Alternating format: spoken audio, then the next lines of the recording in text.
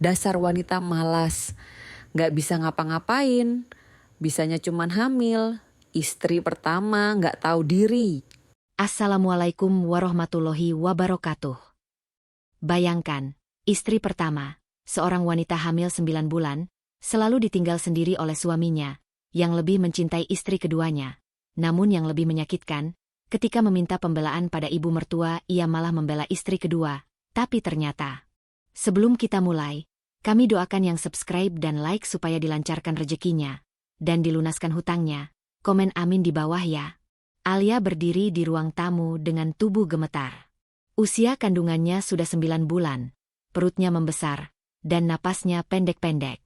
Di hadapannya berdiri Randi, suaminya, lelaki yang dulu membuatnya percaya bahwa cinta bisa mengalahkan segalanya.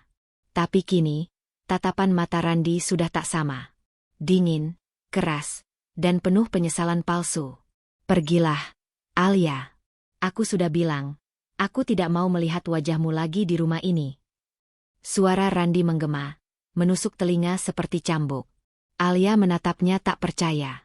Randi, apa maksudmu? Ini rumah kita. Rumah yang kita bangun bersama dari awal, dengan jerih payah kita berdua. Suara Alia bergetar, setetes air mata jatuh ke lantai. Namun belum sempat ia melangkah mendekat, suara lain terdengar, tajam dan sinis. Rumah ini sekarang rumahku, bukan rumahmu lagi, seru Nadia, wanita muda berwajah cantik tapi bermata tajam, yang berdiri di belakang Randi sambil menatap Alia dengan senyum penuh ejekan. Alia menelan ludah. Ia tahu siapa Nadia, wanita yang kini menjadi istri kedua suaminya, yang diam-diam dinikahi Randi beberapa bulan lalu tanpa sepengetahuannya. Luka di dada Alia kembali menganga setiap kali nama itu disebut. Randi tak menatap Alia lagi. Ia hanya berjalan melewati istrinya yang sedang hamil besar itu, menuju pintu depan. Ikutin kata Nadia. Pergi. Jangan buat aku kehilangan sabar. Kalimat itu terdengar datar, tapi bagi Alia, itu seperti pisau yang menembus dada. Dan seakan belum cukup, dari arah dapur terdengar suara langkah kaki berat. Buruk Mini, Ibu Randi, muncul dengan wajah menahan amarah. Sudah aku bilang dari dulu, Randi. Perempuan ini pembawa sial. Baru juga hamil. Hidupmu malah makin susah. Untung kau sadar sebelum terlambat. Wanita tua itu melirik Alia dengan tatapan jijik. Pergi kau. Jangan bawa-bawa anakmu ke sini. Kami tak mau tertular nasib burukmu. Alia berusaha menahan air mata, tapi tak sanggup. Ia menggenggam perutnya erat-erat, mencoba menenangkan janin di dalam rahimnya yang mulai menendang, seolah ikut merasakan ketakutan ibunya. Aku cuma butuh tempat bernaung, Bu. 2 minggu lagi aku melahirkan.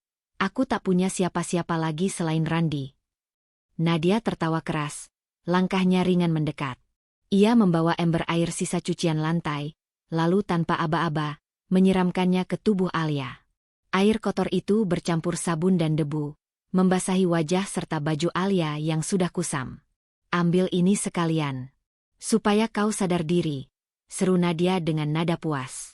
Buruk Mini hanya berdiri di belakangnya, tidak menghentikan, malah tersenyum kecil. Alia terdiam, tubuhnya gemetar. Ia menatap wajah suaminya untuk terakhir kali, berharap sedikit belas kasihan. Tapi Randi justru memalingkan wajah, seolah wanita yang ia usir itu bukan istrinya, melainkan orang asing yang tak pantas disebut manusia. Dengan langkah lemah, Alia meninggalkan rumah itu. Hujan di luar makin deras, membasahi rambut dan bajunya. Ia tak membawa apapun, tidak baju, tidak uang, tidak dokumen, hanya selembar doa dalam hati yang terus diulang. Ya Allah, jika memang ini jalan MU, maka berikan aku kekuatan untuk menanggungnya. Di kejauhan, suara petir menggelegar. Dan di balik jendela, Nadia dan Buruk Mini menatap dengan wajah puas, sementara Randi hanya terdiam, tak menyadari bahwa keputusannya hari itu akan menjadi penyesalan terbesarnya. Alia berjalan tertatih di jalan becek, sambil sesekali memegangi perutnya yang semakin keras menegang. Setiap langkahnya meninggalkan jejak air mata yang bercampur hujan, saksi bisu dari hati seorang wanita yang diusir di saat ia paling membutuhkan kasih sayang. Ia tak tahu kemana harus pergi. Tapi jauh di dalam hatinya, Alia percaya satu hal, Tuhan tidak akan diam melihat hambanya diperlakukan sekejam itu. Dan hari itu menjadi awal dari perjalanan panjang seorang wanita yang akan dibuktikan Tuhan bukan sebagai korban, melainkan sebagai takdir yang dipulihkan dengan cara yang luar biasa. Hujan belum juga reda malam itu. Jalanan desa yang biasanya ramai kini lengang. Hanya suara rintik hujan dan gelegar petir yang sesekali menyambar langit. Alia berjalan tanpa tujuan, dengan langkah gontai, perutnya yang besar membuat setiap langkah seperti perjuangan antara hidup dan mati. Kain dasternya sudah basah kuyup, rambutnya menempel di wajah, dan tubuhnya menggigil. Ia diusir dari rumah tanpa membawa apapun. Tapi di dalam rahimnya, ia membawa harapan yang masih bernyawa. Setiap langkah terasa panjang. Air hujan yang dingin menggigit tulang, tapi yang paling perih bukan itu, melainkan kenyataan bahwa rumah yang dulu ia rawat dengan cinta, kini menutup pintunya untuknya. Alia mencoba mengetuk satu rumah, lalu rumah lainnya. Namun setiap kali ia mengetuk, wajah-wajah yang dulu ramah kini berubah dingin. "Maaf, Alia, kami nggak bisa bantu," kata salah satu tetangga, cepat-cepat menutup pintu. Yang lain malah berbisik, "Itu kan istri yang diusir Randi, katanya bawa sial, jangan dekat-dekat."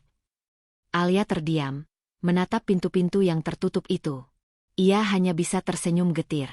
"Ya Allah," bisiknya, "aku sudah kehilangan segalanya, tapi jangan biarkan aku kehilangan iman dan kesabaranku." Langkahnya berhenti di depan sebuah gubuk kosong di pinggir kebun tebu. Atapnya bocor, dindingnya rapuh, tapi malam itu, bagi Alia, tempat itu lebih berarti dari istana manapun. Ia duduk di lantai yang lembab, bersandar di dinding, dan menggenggam perutnya yang mulai terasa nyeri. "Nak, sabar ya," katanya lirih, menatap perutnya. "Kita cuma berdua sekarang. Tapi ibu janji, ibu nggak akan biarkan kamu lahir dalam rasa benci." Malam berlalu dengan dingin yang menusuk. Tapi di tengah kesepian itu, doa Alia tak pernah berhenti.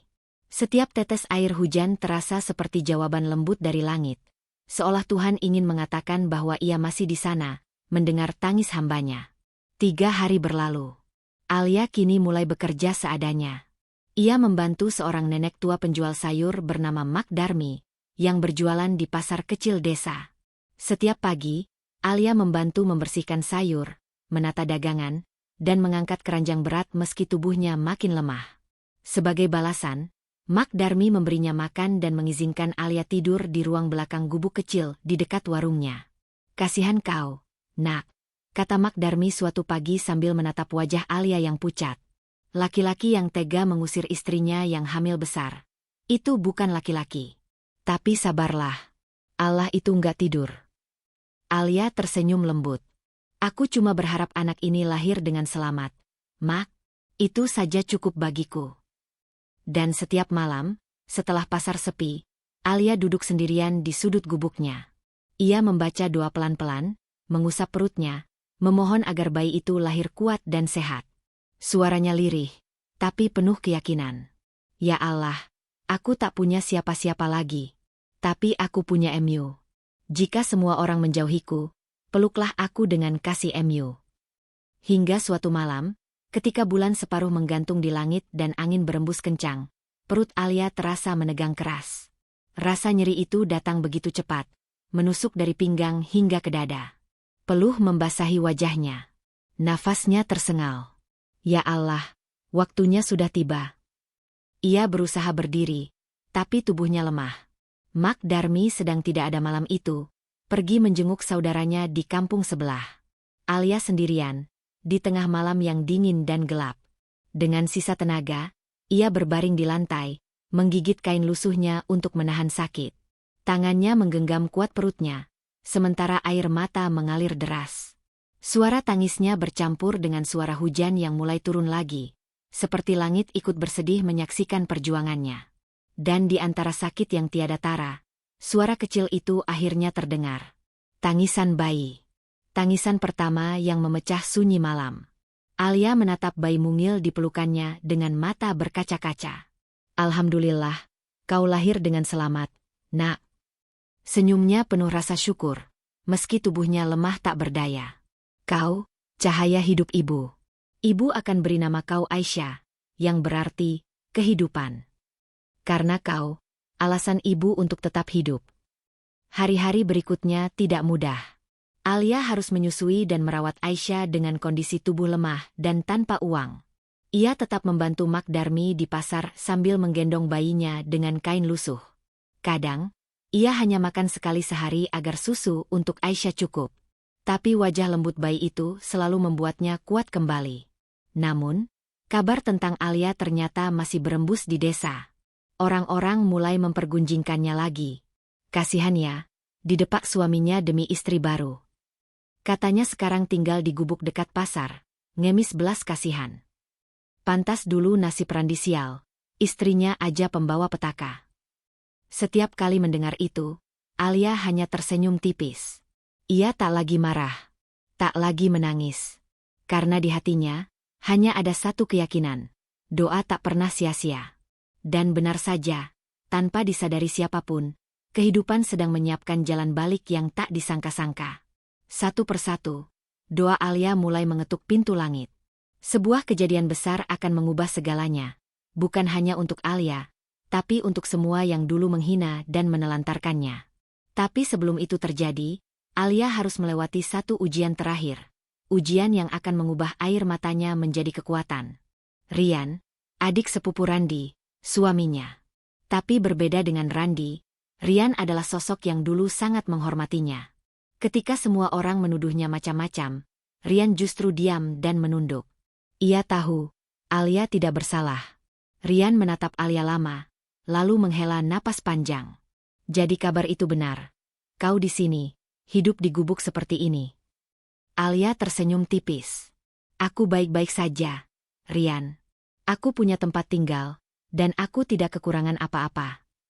Tapi mereka, Rian menggantung kalimatnya. Wajahnya menegang, suaranya lirih. Randi dan istri barunya, mereka sekarang. Alia segera memotong, dengan nada tenang. Tidak perlu kau ceritakan, Rian. Aku sudah memaafkan mereka. Tapi kau harus tahu, Kak, ucap Rian, matanya tajam. Hidup mereka sekarang tidak seperti yang mereka bayangkan. Kabar yang mengguncang. Rian akhirnya menceritakan semuanya. Sejak Randi menikah dengan wanita itu, Lina, si istri kedua yang penuh tipu daya, kehidupan mereka justru memburuk. Bisnis Randi bangkrut, proyeknya gagal total, dan utang menumpuk. Bahkan rumah yang dulu megah kini terancam disita. Yang lebih menyakitkan, Lina kabarnya sering berfoya-foya, membawa uang Randi untuk hidup mewah tanpa peduli kondisi suaminya. Ayah dan ibu malah menutup mata, lanjut Rian. Mereka masih membela Lina, meski jelas-jelas dia penyebab semua ini. Mereka menyesal, tapi terlalu malu untuk mengakuinya. Alia terdiam lama. Matanya menatap kosong ke arah jalanan pasar. Di dalam dadanya, rasa perih itu muncul lagi. Tapi kali ini, tanpa amarah. Ia hanya merasa, iba. Mungkin inilah cara Tuhan menegur, katanya pelan. Bukan untuk membuat mereka menderita, tapi agar mereka sadar bahwa kesombongan itu tak akan membawa apa-apa. Rian menatap Alia dengan kagum. Aku tak pernah mengerti, bagaimana kau bisa tetap setenang ini setelah semua yang mereka lakukan. Alia tersenyum samar. Karena aku tidak hidup untuk membalas dendam, Rian. Aku hidup untuk membuktikan bahwa perempuan bisa berdiri, bahkan setelah dihancurkan. Langit yang mulai terbuka. Beberapa minggu setelah pertemuan itu, kehidupan Alia mulai berubah pelan-pelan. Rian yang bekerja di perusahaan ekspor hasil tani memperkenalkannya pada seorang pengusaha dermawan bernama Bu Ratna, pemilik usaha olahan hasil bumi. Bu Ratna tertarik saat melihat Alia yang rajin dan jujur. Kau pandai menata sayur, punya tangan yang telaten. Bagaimana kalau kau bantu saya mengelola usaha pengemasan produk sayuran kering? Saya butuh orang seperti kamu, ujar Bu Ratna. Alia sempat terkejut. Ia tak punya pendidikan tinggi, tak punya pengalaman bisnis. Tapi keyakinannya pada kerja keras membuatnya berani mencoba. Dari sinilah, benih takdir baru mulai tumbuh. Hari-hari Alia kini tak hanya di pasar. Ia mulai belajar hal baru, cara mengemas, mencatat pesanan, dan memasarkan produk ke toko-toko. Ia bekerja dengan sepenuh hati, tak pernah mengeluh, dan tak pernah menuntut lebih dari apa yang diberikan. Yang penting aku bisa menafkahi Aisyah, katanya setiap kali lelah. Namun siapa sangka, kerja keras dan kejujurannya membuat Bu Ratna makin percaya. Dalam waktu singkat, Alia diangkat menjadi penanggung jawab cabang produksi di daerah itu. Mak Darmi menangis haru mendengarnya. Lihatlah, nak, doa orang sabar memang tak pernah sia-sia. Tuhan memang lambat, tapi pasti, katanya sambil menepuk bahu Alia. Alia hanya tersenyum sambil menggendong Aisyah yang tertidur lelap. Tuhan memang tak pernah meninggalkan hambanya, Mak. Hanya kita yang kadang terlalu sibuk menangisi nasib sampai lupa bahwa bantuannya sedang berjalan. Namun di balik langkah-langkah kecil menuju kebangkitan itu, takdir belum selesai menguji. Karena tanpa sepengetahuan Alia, kabar tentang kesuksesannya mulai menyebar. Dan orang pertama yang mendengarnya adalah Randi. Pria yang dulu mengusirnya, kini hidup dalam kekacauan dan penyesalan, menatap kosong ke layar ponselnya saat foto Alia dan bayinya muncul di media sosial perusahaan Bu Ratna. Wajahnya pucat. Tangannya gemetar. Tidak mungkin. Itu Alia? Langit yang dulu menutupi kebenaran kini mulai terbuka. Dan di balik cahaya itu, dua dunia, masa lalu dan masa kini, perlahan akan bertemu kembali. Sebuah pertemuan yang akan menentukan, apakah luka lama bisa berubah menjadi pengampunan, atau justru menjadi badai yang tak terelakkan. Alia menggenggam jemari kecil Aisyah, lalu berkata tanpa menatapnya. Kau tahu, Randi? Saat aku diusir waktu itu, aku berharap kau akan menyusulku. Bukan untuk memohon maaf, tapi sekadar memastikan aku dan anakmu baik-baik saja. Tapi kau tidak datang. Kau biarkan aku berjuang sendirian di bawah hujan, dengan perut sebesar ini. Suara Alia bergetar, tapi matanya tegas. Aku hampir mati malam itu, Randi. Tapi Tuhan masih sayang padaku. Dia memberiku Aisyah. Dan dari sanalah aku belajar, bahwa aku tidak butuh seseorang yang hanya mencintaiku saat aku indah, tapi seseorang yang tetap di sampingku saat aku hancur. Randi menunduk dalam-dalam. Air matanya jatuh ke lantai. Alia, aku sadar, aku bukan suami, bukan laki-laki. Aku pengecut. Tapi biarkan aku memperbaiki semuanya, walau hanya sedikit. Aku ingin membantu kalian, menebus kesalahan. Alia menghela napas panjang. Menebus? Kau ingin menebus sesuatu yang bahkan tak bisa dikembalikan, Randi. Tatapannya tajam, namun suaranya lembut. Kau tak perlu menebus apapun. Karena aku sudah memaafkanmu. Tapi bukan karena aku ingin kau kembali, melainkan agar hatiku bisa tenang. Bayangan ibu mertua dan masa lalu. Sore berubah menjadi malam. Randi tak kunjung pergi. Ia duduk di teras, memandangi rumah sederhana itu. Mungkin mencoba mengingat masa-masa dulu saat hidupnya masih penuh kebanggaan palsu. Alia keluar membawa segelas air. Minumlah. Kau pasti lelah, katanya tanpa ekspresi. Randi menerima gelas itu dengan tangan bergetar. Terima kasih, Alia, kau masih sebaik dulu. Jangan salah paham, balas Alia cepat. Aku bukan baik. Aku hanya tidak mau membalas keburukan dengan kebencian. Aku sudah terlalu lelah untuk itu. Randi menatapnya dengan mata berkaca-kaca. Ibu sering menyebut namamu di akhir-akhir ini. Dia menyesal. Sangat menyesal. Dia sakit keras. Alia, dia terus memanggil namamu. Katanya dia ingin meminta maaf sebelum waktunya habis. Alia terdiam. Dadanya terasa sesak mendengar nama itu. Ibu mertua yang dulu menyiramnya dengan air kotor, yang memaki dan mengusirnya di malam hujan. Alia memejamkan mata, mencoba menahan segala perasaan yang muncul bersamaan. Marah, sedih, rindu, dan iba. Kalau benar beliau menyesal, katanya lirih, katakan padanya, aku sudah memaafkan. Tapi jangan suruh aku datang. Aku tak ingin kembali ke rumah yang dulu mengusirku. Hujan yang membersihkan luka. Randi akhirnya pergi malam itu, setelah lama terdiam di teras. Sebelum melangkah, ia sempat menatap bayi kecil yang tidur di gendongan Alia. Namanya siapa? Tanyanya pelan. Aisyah, jawab Alia singkat. Cantik sekali, seperti ibunya. Alia hanya tersenyum tipis, lalu menutup pintu perlahan. Namun begitu Randi melangkah pergi, hujan turun deras. Seperti malam ketika Alia diusir dulu. Bedanya, kini ia tidak lagi berdiri di tengah hujan tanpa arah. Ia menatap keluar jendela, melihat titik-titik air yang jatuh di tanah. Hatinya bergetar.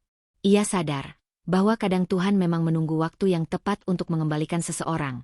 Bukan agar kita menerima mereka lagi, tapi agar kita tahu betapa jauh kita sudah melangkah tanpa mereka. Dan malam itu, di tengah suara hujan, Alia tersenyum untuk pertama kalinya tanpa rasa sakit. Karena ia tahu, Tuhan sedang menyiapkan sesuatu yang lebih besar. Sesuatu yang akan mengubah hidupnya untuk selamanya.